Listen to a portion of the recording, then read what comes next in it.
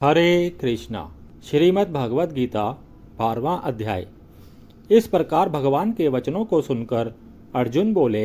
हे मनमोहन, जो अनन्य प्रेमी भक्तजन इस पूर्वोक्त प्रकार से निरंतर आपके भजन ध्यान में लगे हुए आप सगुण रूप परमेश्वर को अति श्रेष्ठ भाव से उपासते हैं, जो अविनाशी सच्चिदानंद घन निराकार को ही उपासते हैं, उन दोनों प्रकार के भक्तों में अति उत्तम योगवेत्ता कौन है? इस प्रकार अर्जुन के पूछने पर श्री कृष्ण भगवान बोले, हे अर्जुन, मेरे में मन को एकाग्र करके निरंतर मेरे भजन ध्यान में लगे हुए जो भक्तजन अतिशय श्रेष्ठ श्रद्धा से युक्त हुए मुझ सगुण रूप परमेश्वर को भजते हैं, वे मेरे को योगियों में भी अति उत्तम योगी मान्य हैं, अर्थात उनको मैं अति श्रेष्ठ मानता हूँ। और जो पुरुष इंद्रियों के समुदाय को अच्छी प्रकार वश में करके मन बुद्धि से परे सर्वव्यापी अखत्रिय स्वरूप और सदा एक रस रहने वाले नित्य अचल निराकार अविनाशी सच्चिदानंद घन ब्रह्म को निरंतर एक ही भाव से ध्यान करते हुए उपासते हैं, वे संपूर्ण भूतों के हित में रत हुए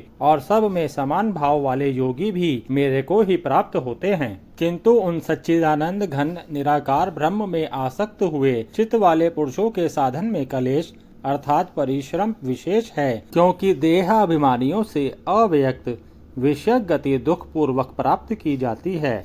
अर्थात जब तक शरीर में अभिमान रहता है तब तक शुद्ध सच्चिदानंद घन निराकार ब्रह्म में स्थिति होना कठिन है। और जो मेरे परायण हुए भक्तजन संपूर्ण कर्मों को मेरे में अर्पण करके मुझ सगुण रूप परमेश्वर को ही तैल धारा के सदृश अनन्य ध्यान योग से निरंतर चिंतन करते हुए भजते हैं, हे अर्जुन, उन मेरे में चित्त को लगाने वाले प्रेमी भक्तों का मैं शीघ्र ही मृत्यु रूप संसार समुद्र से उद्धार करने वाला होता हूँ। इसलिए हे अर्जुन,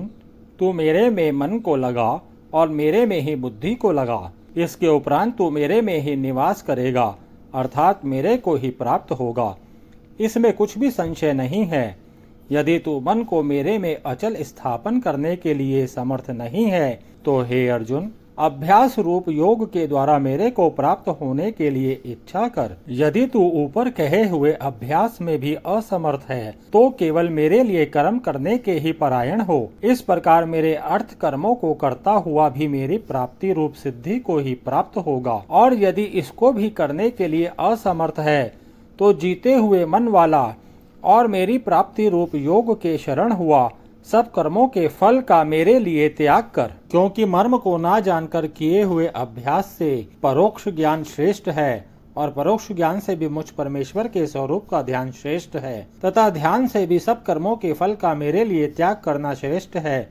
और त्याग से ही तत्काल ही परम शांति होती है। इस प्रकार शांति को प्राप्त हुआ जो पुरुष सब भूतों में द्वेष भाव से रहित एवं स्वार्थ रहित, सबका प्रेमी और हेतु रहित दयालु है, तथा ममता से रहित एवं अहंकार से रहित, सुख दुखों की प्राप्ति में सम और क्षमावान है, अर्थात अपराध करने वालों को भी अभय देने वाला है, तथा जो ध्यान योग में युक्त हुआ निरंतर लाभ हानि में संतुष्ट है, तथा मन और इंद्रियों सहित शरीर को वश में किए हुए मेरे में दृढ़ निश्चय वाला है, वह मेरे में अर्पण किए हुए मन बुद्धि वाला मेरा भक्त मेरे को प्रिय है, जिसमें कोई भी जीव उद्वेग को प्राप्त नहीं होता है और जो स्वयं भी किसी जीव से उद्वेग को प्राप्त नहीं होता है, तथा जो हर्ष अमर्ष भय और उद्वेग आदिकों से रहित है, वह भक्त मेरे को प्रिय है। जो पुरुष आकांक्षा से रहित है तथा बाहर भीतर से शुद्ध और चतुर है, अर्थात जिस काम के लिए आया था उसको पूरा कर चुका है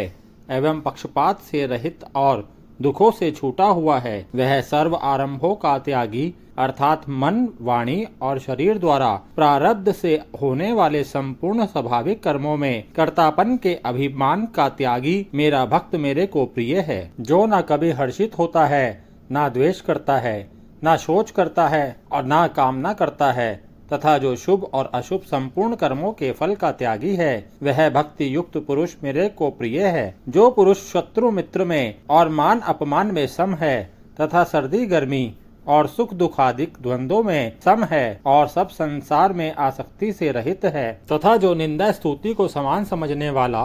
और मननशील है, अर्थात ईश्वर के स्वरूप का निरंतर मनन करने वाला है, एवं जिस किस प्रकार से भी शरीर का निर्वाह होने में सदा ही संतुष्ट है और रहने के स्थान में ममता से रहित है, वह स्थिर बुद्धि वाला भक्तिमान पुरुष मेरे को प्रिय है। और जो मेरे परायण हुए अर्थात मेरे को परम आश्रय और परम गति एवं सबका आत्म रूप और सबसे परे परम पूज्य समझकर विशुद्ध प्रेम से मेरी प्राप्ति के लिए तत्पर हुए श्रद्धा युक्त पुरुष इस ऊपर कहे हुए धर्म में अमृत को निष्काम भाव से सेवन करते हैं, वे भक्त मेरे को अतिशय प्रिय है। इति श्रीमद् भगवद गीता रूपी उपनिषद एवं ब्रह्म विद्या तथा योग शास्त्र विषय श्री कृष्ण और अर्जुन के संवाद में भक्ति योग नामक 12वां अध्याय। हरे कृष्णा।